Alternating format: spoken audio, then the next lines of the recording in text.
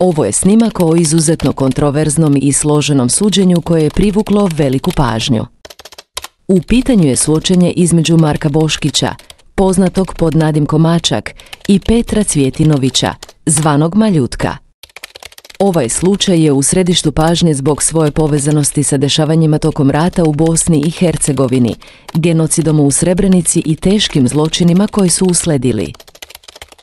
O Marku Boškiću. Marko Boškić, Hrvat po nacionalnosti, bio je pripadnik 10. diverzantskog odreda Vojske Republike Srpske, odreda koji je imao značajnu ulogu tokom rata.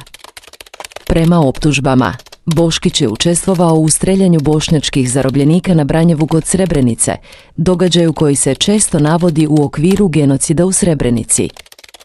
Ono što ovu priču dodatno komplikuje je činjenica da je Boškić nakon rata otišao u Ameriku, gdje je započeo novi život i gdje se najviše družio sa Bošnjacima iz Srebrenice, koji nisu bili svjesni njegove prošlosti. Ta ironija sudbine samo dodatno osvetljava složenost postratnih odnosa. Iako je kasnije povezan sa terorističkom grupom koja je izvela napad na Kule bliznakinje u Njujorku, ta veza ostaje nejasna i predmet je mnogih teorija. Kada se Boškić vratio u Bosnu, uhapšen je pod optužbom za genocid u Srebrenici, ali je sklopio sporazum sa tužilaštvom BiH i postao zaštićeni svedok saradnik pod pseudonimom Z1. O Petru Cvjetinoviću. S druge strane, imamo Petra Cvjetinovića, zvanog Maljutka, pripadnika Garde Panteri, koja je bila poznata tokom rata. Cvjetinović u ovom sudskom procesu optužuje Boškića ne samo za učešće u streljanju u Srebrenici, već i za postavljanje eksploziva na Tuzlanskoj kapiji. Ova optužba dodaje još jednu dimenziju ovom složenom slučaju. Moje mišljenje. Ovaj sudski proces nije samo o Boškiću i Cvjetinoviću, on je odraz mnogo većih problema sa kojima se suočava naše društvo. Suočavanje s prošlošću je često bolan i težak proces, posebno kada su u pitanju ratni zločini i genocid. Ono što ovaj slučaj dodatno komplikuje je pitanje odgovornosti i pravde, kako obezbediti pravdu za žrtve, ali i poštovati prava optuženih. Kada govorimo o Boškiću, ono što posebno izaziva interes javnosti je njegova sposobnost da izgradi život u Americi, gdje je imao kontakte s Bošnjacima iz Srebrenice, a da oni nisu znali za njegovu prošlost. Da li je ovo primjer kako ratni zločini mogu proći nekažnjeno ili je pravosudni sistem postepeno sustizao počinioce? Petar Cvjetinović. S druge strane, u ovom procesu izlazi kao osoba koja se bori da dokaže ne samo Boškićevu umešanost u Srebrenicu, već i u druge zločine poput onog na Tuzlanskoj kapiji. Ovo otvara pitanja o tome koliko su optužbe utemeljene i koliko ih je moguće dokazati. Zaključak. I ovaj slučaj je još jedan podsjetnik na to koliko su komplikovani postratni procesi pravde. Pravda je nešto čemu svi težimo, ali put do nje je često zamagljen sukobima, emocijama i različitim tumačenjima prošlosti. Nastavit ćemo da pratimo razvoj događaja oko ovih zločina i nadamo se da će se na kraju otkriti istina, ma koliko bolna bila. Molim vas da podelite svoje mišljenje u komentarima, lajkujete video i da zapratite naš kanal Istorija ratovanja kako biste ostali u toku sa novim videima analizama.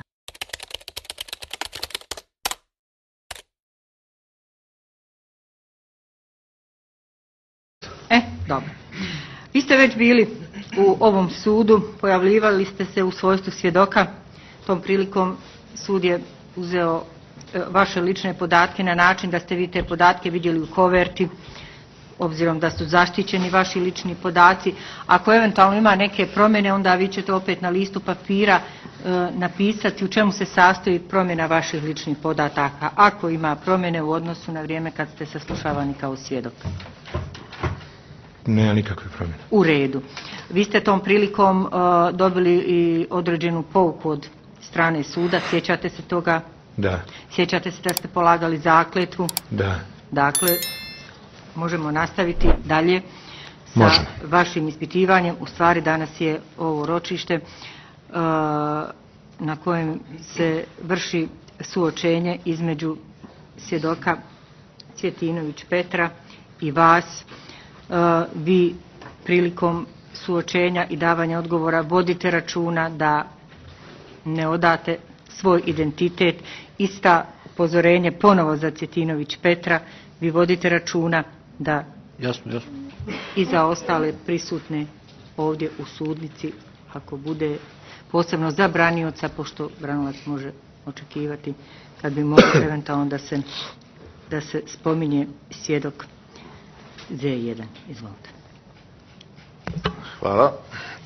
Gospodine Z1, vi ste bili ovdje, mi smo vas ispitali tužilac, pa mi nismo imali primjedbi na vaš iskaz većih. Međutim, nakon toga je gospodin Cvjetinović bio svjedok pa je dao neke dijametralno suprotne informacije, zato smo vas pozvali da vas suočimo. Recite mi, vaša jedinica 10. diverzantski odred, gdje je bila smještena? 10. diverzantski odred je bio smješten jednim dijelom u Vlasenici, a jednim dijelom u Bijeljini. Ovaj dio koji je bio u Bijeljini, gdje ste bili smješteni? U kasarni.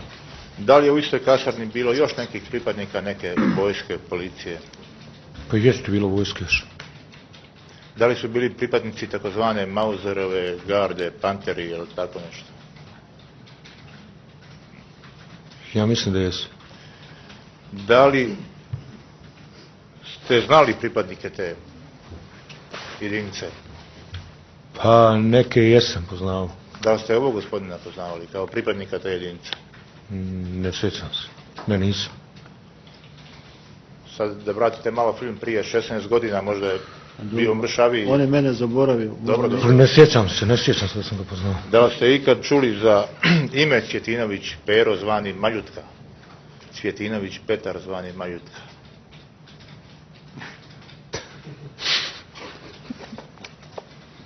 Niste znači? Poznato mi je naziv Maljutka, Cvjetinović uopšte nije. Znači znate ga po nadimku? Poznato mi zvuči, a... Sjedli smo kod Žigi Zijada više. Nemojte pričati. Da se vratimo na juli 95. događanja na farmi Branjevo, znači 16. juli, ili tako, to ste rekli da ste bili tamo. Da li ste tad vidjeli gospodina Cvjetinović Peru zvanog Maljutka na toj farmi? Ne, nisam. Vi ste opisali kako su tekla događanja 16. jula na farmi Branjevo. Da li vam je poznato da je na nekoj njivi prije farme neka grupa pokušana da bude ubijena ili je bila ubijena? Mene nije. Nije mi poznato. Da li ste vi kao pripadnici 10. odreda imali neka vozila, vaša jedinica? Jesmo imali nekoliko vozila. Koje je vozilo imao komandant Pelemiš Mišo koje je koristio? U to vrijeme smo imali, ja mislim, jedan kombi... Volkswagen transport. Jedan kombi Volkswagenov, imali smo jednog Golfa dvojku. Ja mislim da je bio jedan kamion 110-ka, jedan luksuzni auto, isto Mitsubishi, crveni. Ne sve sam sviđa. Da li ste imali crvenu ladu? Ladu, crvenu. Da li je komandant kad koristio crvenu ladu? Svjedok je rekao da je to njegova lada bila, a ne da je što... Molim vas, nemoj odbijati se prigovor, sasvim je pitanje u drugom smislu, pitanje ima li u voznom parku ovo vozilo, svjedok odgovori, ako se sjeća. Ne, ja se ne sjećam da smo imali crvenu ladu. Dobro, hvala za sad. Gospodine Pero Cvjetinoviću, vi ste rekli, znači prije skoro mjesec dana, 29.11. da vas je Pelemiš Mišo dovezao iz Bjeline. Ja sam njega dovezao. Vi njega dovezao? Da. Na farmu Branjevo? Jeste. Da ste prethodno imali papire, da niste uračunljivi, da ste bili kod psihijatra i da ste na nekoj njivi prije farme Branjevo trebali da ubijete 31 zarobljenika. Vi niste mogli da pucate, pa je tad Z1 uzeo pušku i pucao. Nije Z1, Mišo Pelemiš je uzeo pušku. Z1 je doveo ljude. Z1 ne želi da svjedoči protiv Miše Pelemiša, ja ne znam šta je to. I Z1 je u kontaktu, mislim, ako je zaštićeni svjedok, ja moram prvi put pod materijalnom i krivičnom odgovornošću da kažem nešto. Nije prvi put, već treći. ovdje zaštićeni svjedok Z1 je, otkako je dobio status svjedoka u ovom postupku saradnika, je u kontaktu sa Miloradom Pelemišem. To vas nisam pitao, nego vas... Jasno je zašto izbjegava da mene pomene, zato što ja pominjem Pelemiša, znači nije, jasna je svakom... Vi tvrdite da je Z1 doveo 31 čovjeka... Z1, Žigit Zijad, Velo Popović i još jedno lice. I Aleksandar Cvjetković. Odakle su ih doveli? Doveli su ih sa Branjeva, to je prije Branjeva njiva. Sa ekonomije su ih doveli prije. Sa ekonomije na njivu prije Branjeva. Taj događaj je snimljen, Braneče. Da li vi, šta kažete na ove tvrdnje? Čista laž. Dočni gospodin laži. Nije istina.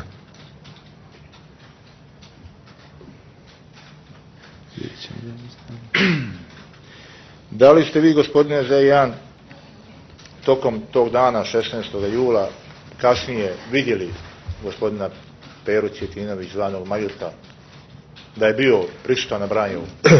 Gospodine odvjetniče, ja vama sad kažem, ja sam samo čuo za dotičnog gospodina, ja dotičnog gospodina uopšte ne znam, nikad nisam sjedio s njim u društvu.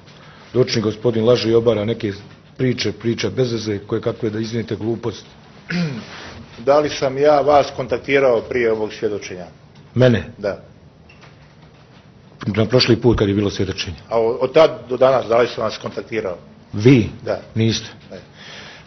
Ja sam pokušao, ali nije išlo preko uprave zatvora. Da li ste vi ikad vođeni na neki razgovor u CSB u Bjerinu nakon rata? Na ispitivanje od policije? U koje svrhe? Bilo koje. Na informativni razgovor u vezi nekog priličnog djela. Pa ja nisam ni posle rata imao nikakvo krivično djelo.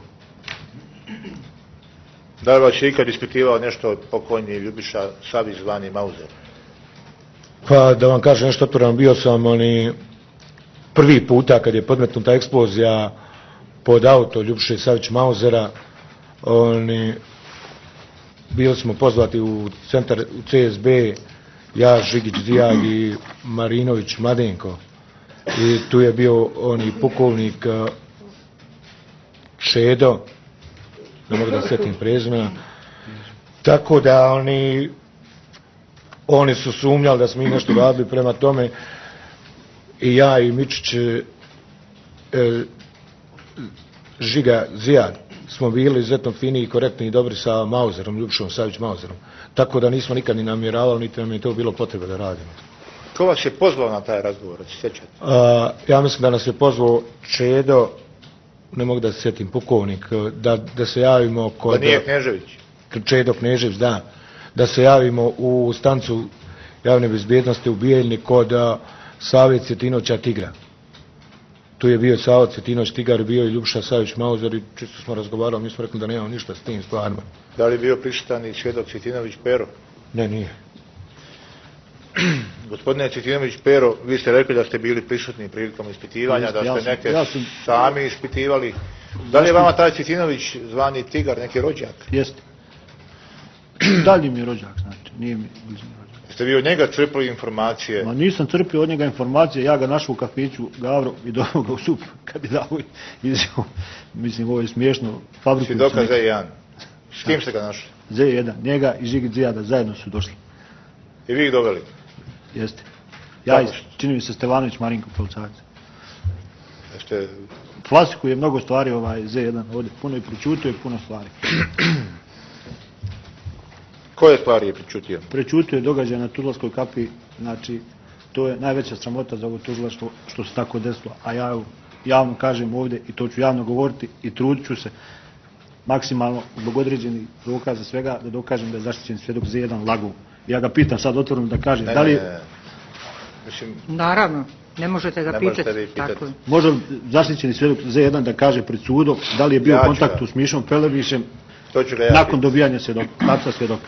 To ću ga ja pitati. Da li imate vi ikakve veze sa događanjima na Tuzlanskoj kapiji, to je događaj eksplozija 25. maja 1995. Je li to u pitanju upućeno meni? Da.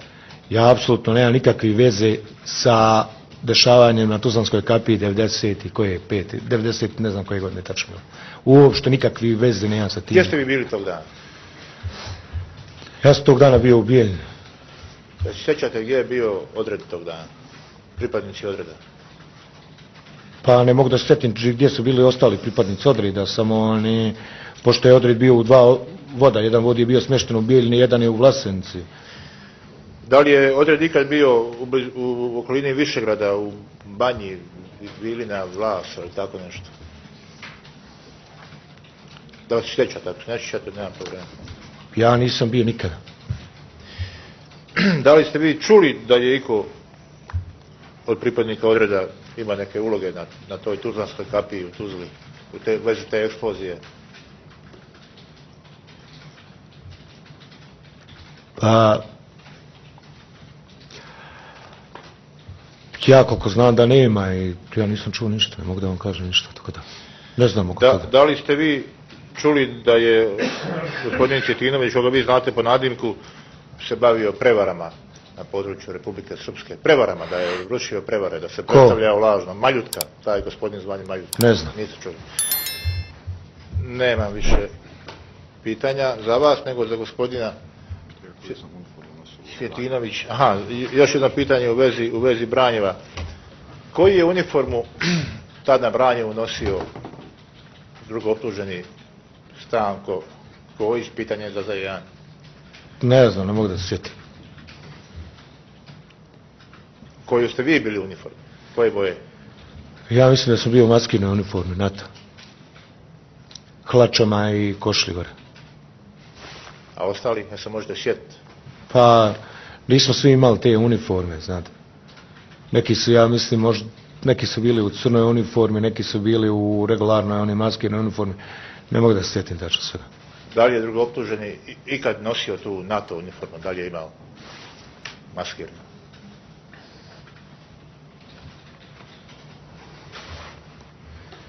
Ja mislim da je imao kasnije. Hvala. Pitanje za svjedoka Cvjetinović. Petra, otkud crpite saznanja da su pripadnici 10. odreda bili umješani na Tuzlanskoj kapiji? Ja ne trpim saznanja, branioče. Ja sam očevidac, nisam očevidac eksplozije, ali sam očevidac organizacije te akcije. I zato se ja diskretujem ovdje, sad svi se spominju kako se ne bi optužio Pelemiš i Salapura. Progovorit će ovome i general Tolmiš, sam sačekati još malo. Znači, ja pričam ono što sam siguran i čega sam svjedok. Možda ne znaju svi pripadnici odreda, ali ja ću reći tužilaštvu ko su direktni izvršioci tog događaja. Kako vi tumačite? Ja moram da vam kažem još nešto samo. Ja sam žrtva 10. diverzantskog odreda. Mene je u Beogradu oteo Milorad Pelemiš i Žigi Zijat ispred bazena 25. maj. Odveli su me na Avalnu. Zašto to niste rekli dok je bio Žigi Zijat? Da nema veze sa predmetom, nego kako vi tumačite da niko od svjedoka tužilaštva, bilo ih je 50-ak, niko do sad saslušanih svjedoka obrane nije spominjao tu neku njivu prije farme gdje je ubijeno 31. Pa ne, samo ste vi to spominjali. Svako ko bi to pomenuo bio bi dignut u vazduh, svašta se radilo. A šta je to toliko opasno da bi neko bio dignut u vazduh, a ovo drugo? Pa ne, zato što se od Miše Pelemiša ovdje pravi svetac. Znate? Ko pravi svetac od Miše? Pa, vi i svjedoci na koji se vrši pritisak. Ko vrši pritisak? Vrše Pelemiš i Salapuro i dio neke službe tamo. Otkud vi to znate? Pa znam, odlično. Nemam više pitanja, mislim da ne gubimo vrijeme. Dobro. Drugo optuženi. Nema, hvala. U redu. Hvala predsjednice. Hvala predsjednice. Gospodine Z1, vi niste vidjeli Maljutku nikada u naočarama. Hoćete skinuti naočare, gospodine Maljutka? Svjedok kaže da je s vama bio nekoliko puta kod Žige, a i ja to znam. Šta ćemo sad? Recite li to tako? Ja se ne sjećam uopšte, da učim gospodine. To je korektno, ne sjećate se. Znači, niste sigurno. Ne sjećam se ni da ne znam uopšte. Tako je.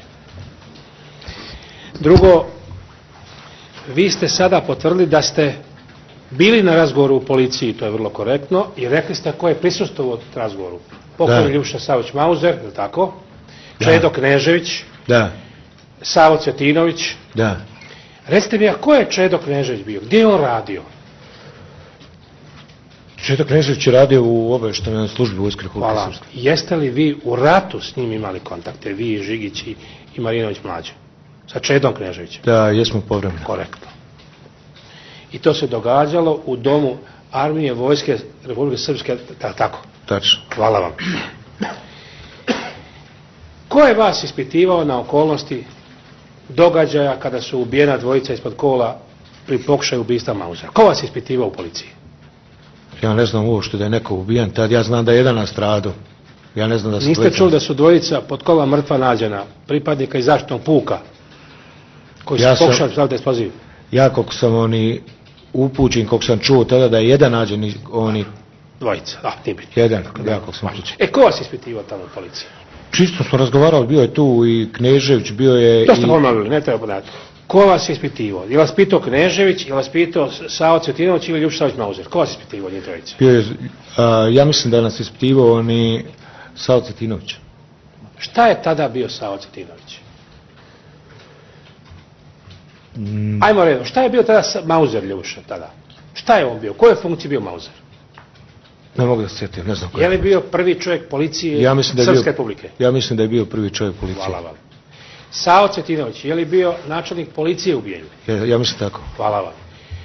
Petar Knežević, je li bio šef podcentra obavještajnog u Bijeljini? Vojnoga? Jeste. Hvala vam. Pa kako sad tumačite da tako visoki, tako rangirana 3 čovjeka ispituju vas na okolnosti, a vi kažete da to je bio neformalni razgovor? Jeste li vi vašu izjavu potpisali? Nismo izjave nikakve dali, gospodine odvjetniče. Hvala vam. Je li bila ko od uniformisane policije kad ste dali izjavu? Pored ovih ljudi? Ja mislim u prostorijama da nije nikog bilo. Dobro. Gdje su bile te prostorije? Da li je to u podrumu ili na prvom spratu? Ja mislim na prvom spratu. Hvala. Recite mi, ko je prvo ispitivan? Vi ili Žigizija? Nije niko ispitivan posebno, svi skupa bili. Ko je prvi ulazio? Ja vam kažem, niko nije posebno ispitivan, svi smo skupa bili tu. Bili ste vi, bili Žiga i Mlađe Marinović. Da. Vas trojice ste bili skupa. Da. Kako? Da. I vas dvojice ste dovedeni, vi i Žiga zajedno, je li tako? Ja mislim da smo se trojica skupa došli. Dovedeni. Vi se ne sjećate da vas je dovezao ovaj čovjek? Jok. Niste bili u kafani kod Kralja, kod pokojnoga? Ne, kod Gavre, kafić, nije tu kod Kralja, to je jedan drugi kafić se zove Gavro. Kod Gavre. Znate da kafić Gavro? Ste bili u kafić kod Gavro? Ja sam bio par. Hvala, korektno. Recite mi, kad ste završili taj ispitivanje, vas trojica, jeste li nakon toga imali razgovor sa Mišom Pelemišom? Ali ste dobro. Jeste vidjeli kad ste dojeli Miš Pelemiša? Ne, nismo vidjeli kad ste ga dojeli. A jeste čuli da ste dojeli Miš Pelemiša tu, razgovor? Pa vjerujte, da nisam bio upućen u to. A znate, poslije ste čuli da je bio Miš? Da vam kažem nešto otvoreno. Ajde. Teme stvari uopšte nisu zanimale. U redu je, slažem se. Pitam, to je vaš komandant. Jeste li čuli da je privođen i Miša Pelemiš na razgovor? Ja nisam čuo da je privođen, ja sam čuo da je došao. A to su dvije velike razlike. Hvala vam, odlično. Ja sam vas pitao, da li ste nakon toga razgovarali sa Petrom Salapurom?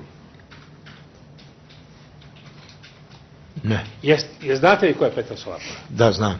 Jeste se sastajali vas trojice sa Petrom Salapurom, ova 3 čovjeka, sad smo imali vi, još dvojica Mlađa i Žiga? Da. Jeste li pričali oko toga da ste razgovarali vezano za pokušaj ubistva Mausera? Ne. Hvala vam. Vi ste dobro poznavali na Majevici prolaz za Tuzlu, je li tako? Dosta dobro. Hvala vam.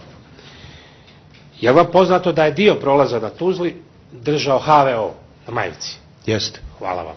Je vam poznato da je kroz taj, kako da kažem, prolaz koji je držao HVO, su dolazili ljudi iz Tuzle u Bijeljinu i iz Bijeljine išli u Tuzlu? Da. Hvala vam, vrlo korektno. Je vam poznato da je dolazio i Ivica Divković u Bijeljini, kupovao slanu u Bijeljini 95. godine, a bio je visoki funkcioner obavještajnih HVO-a? Poznate, nije sam. Ne znam šta cilja, ali prigovor. Evo šta cilja. Nemojte šta ciljate. Suviše ste se branioče odmakli od onoga šta, izvolite, predmet je suočenje ova 2 svjedoka, Branjevo, pitajte. Odbićem se da bi se na kraju pripravo. Ne interesuje, dalje Hvala, korektno. neću odgovoriti.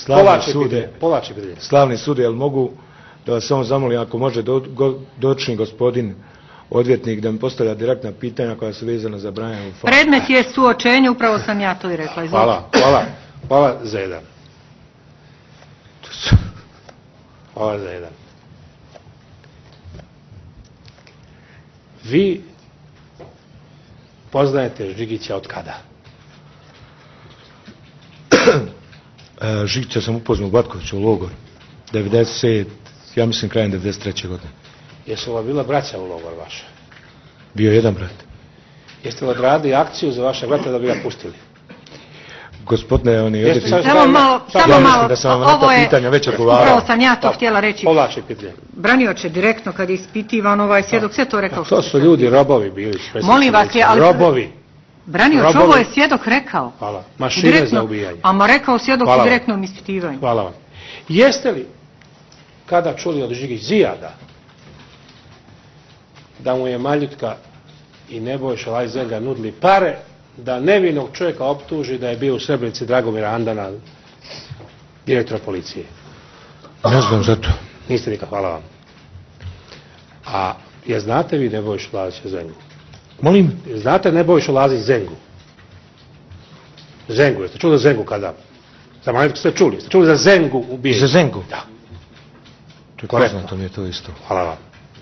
Jeste kad bili u društvu sa Zengom, sa Žigom, sa Mlađom, sa mnom, je tako? Sa vama sam bio jednom u društvu. A jeste bili sa Zengom u društvu? Ja mislim da sam bio možda. Hvala, više nema pitanja. Hvala. Imate li vi? Ne. U redu. Izvolite. Hvala časni sude. Gospodine Z1, ja ću samo jedno kratko pitanje. Vi ste rekli da vodimo računa da se radi o Vranjevu, je li tako? Još od svjedočenja Erdemovića. Svi znamo ko su lica, kojih 8 lica je učestvovalo u ubistvima na Vranjevu, je li tako? Još od 96. Da li se možemo složiti da se od tada već zna ko su bili lica koja su učestvovala na ubistvima u Vranjevu? Pa ja mislim da se to zna već. 96. je li tako? Da. Samo da razjasnim u kontekstu današnjih suđenja, odjednom se pojavi i neki Velo Popović. Kaže Petar da je bio i Velo Popović. Meni Vlasmir kaže da nije bio. Da li je bio Velo Popović na Vranjevu? Ne, Velo Popović nije bio na Branjanovu farmu. Hvala časni sude, nema više pitanja. Dobro. Ima li treće optuženje? Nemam pitanja. Dalje. Izvolite. Hvala lijepo. Gospodo svjedoci, ja sam Petko Pavlović, advokat iz Zvornika, jedan od danilaca Goronja Zorana. Imam za obojicu po jedno pitanje. Prvo za gospodina Cvetinovića. Gospodine Cvetinović, malo čas ste rekli da je svjedok Z1 mnoge stvari prečutao na svjedočenju. Pa vas ja pitam, odakle je to vama poznato? Pa poznato mi je da je general Đukić osuđen 25 godina, a da nije počinio ovaj zločin na Tuzlskoj kapiji. Poznato mi je da je Z1 učestvovao u tome i on zna da ja znam da je on učestvovao u tome i zato je to prečutao. Nisam vas pitao šta je prečutao, nego odakle vam je poznato da je on te neke stvari prečutao? Ko vam je to saopštio? Poznato mi je zato što se pred sudom BiH ne vodi postupak da je 10. diverzantski odred počinio to krivično djelo zločina na Tuzlanskoj kapiji. Ja nisam razumio da li ste dali odgovor na moje pitanje. Odakle vama ta saznanja šta je on ovdje govorio, a šta nije? Ja sam rekao u kontekstu to da je osuđen... Svjedok, molim vas. Sasvim vam je branilac jasno postavio pitanje. Kako je vama poznata sadržina svjedočenja svjedoka koji su ovdje saslušani? Kako vi znate... Meni nije poznata nijedna sadržina nijednog svjedoka koji je saslušan ovdje, ali mi je poznato da odgovara nevin čovjek. Znači... Ne pitamo vas, nemojte to govoriti. Ovdje se o Branjevu, događaj koji se desio na Branjevu, a ne događaj koji se desio u Tuzli. I nemojte sad to spominjati, nego kako vam je poznato šta je neko od svjedoka govorio o Meni nije poznato, ali kažem... Tako se osvrnite. Izvolite. Meni nije poznato niko šta je svjedočio svjedoka. Dobro. Gospodine Z1, kada ste malo čas govorili ko je kakvu uniformu nosio na Branjevu, pa vas ja pitam, možete li dati odgovor kakvu uniformu je nosio Goronja Zoran na Branjevu? Vi se sjećate bar onog trenutka, vi ste kazali na prošlom svjedočenju da je Dražen Erdemović otišao po Goronja Zorana u neki objekat gdje se on sklonio, nije htio raditi te poslove. Pa ajde prisjetite se tog trenutka i kažete kakvu uniformu je imao.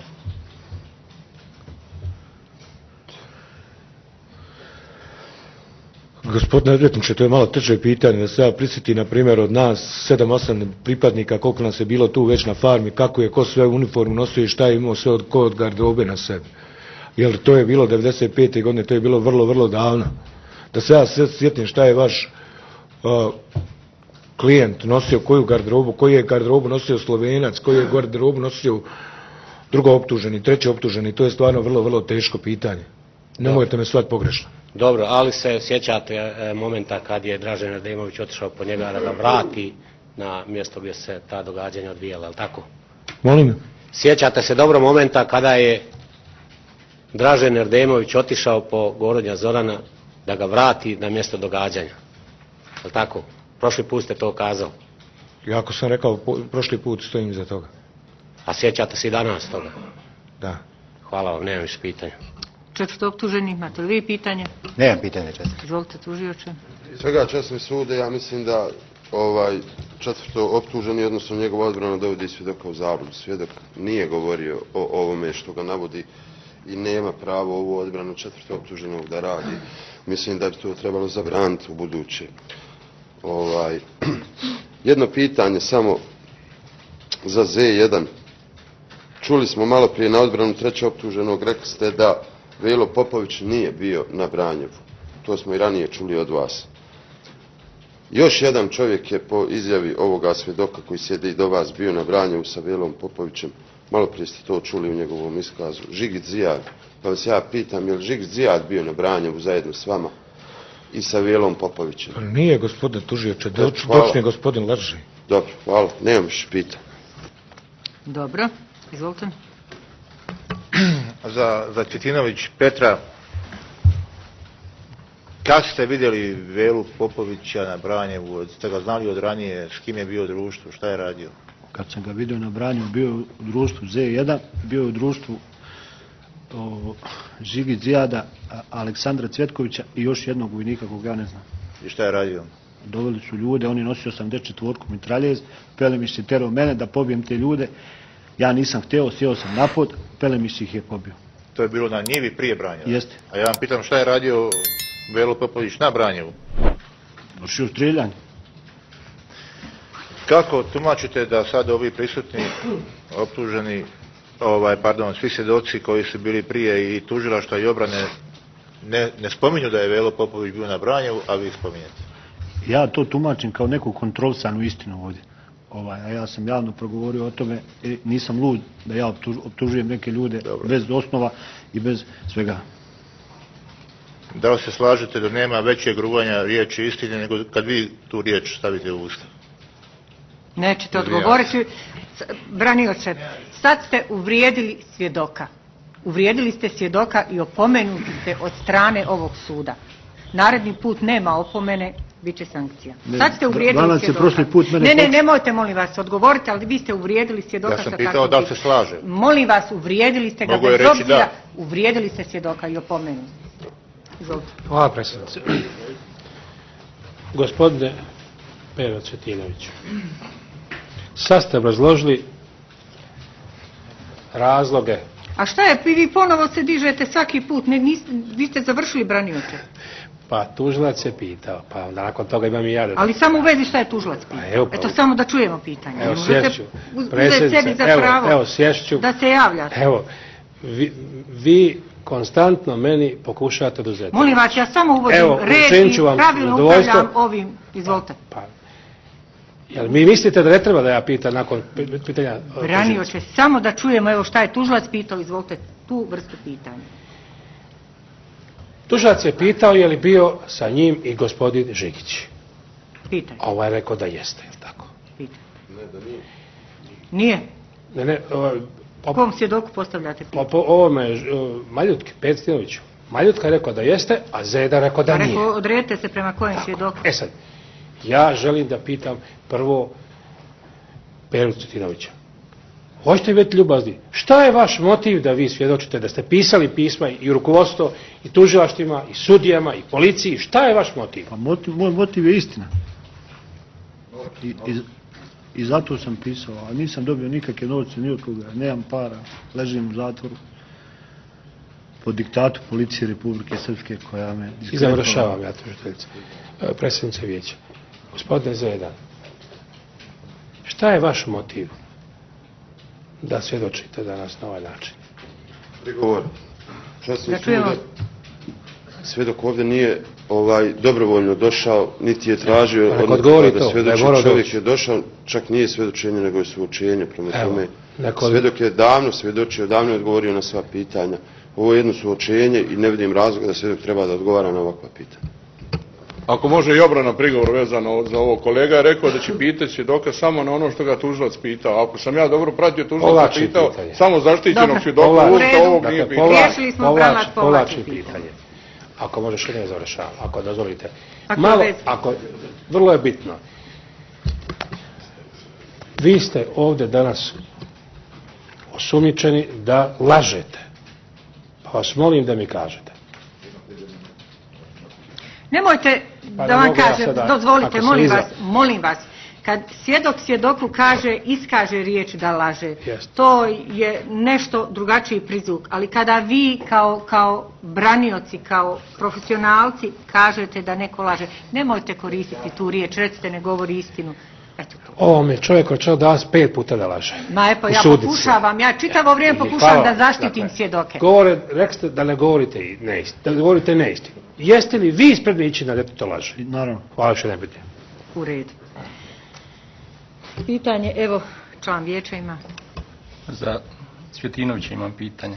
Kada vi odbijate da ubijate ljude na toj livadi, šta vama doslovno Pelemiš kaže tada? Rekao mi par pogrdnih riječi.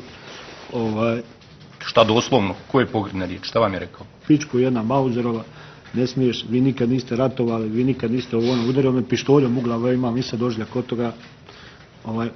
Ja sam se obrisao nakon toga kad se to desilo, kad se završilo kompletno streljanje, ne kompletno streljanje, ja sam otišao, oni su ostali, on mi dao jednu kesu koju je bilo. U redu, to se dešava na livadi, on vas udara pištoljem, govori vam to. I kako onda tumačite činjenicu da ponovo sjedate sa njim u auto i idete gore na Branjevo? Bio sam nenaoružan, nisam smio ni odbiti, on mi rekao da idem sa njim. A on je rekao? Da. Dobro, hvala, nemaš. Natjerao me, bukvalno. Dobro. Zapratite kanal i lajkujte video za još sličnog sadržaja. Hvala.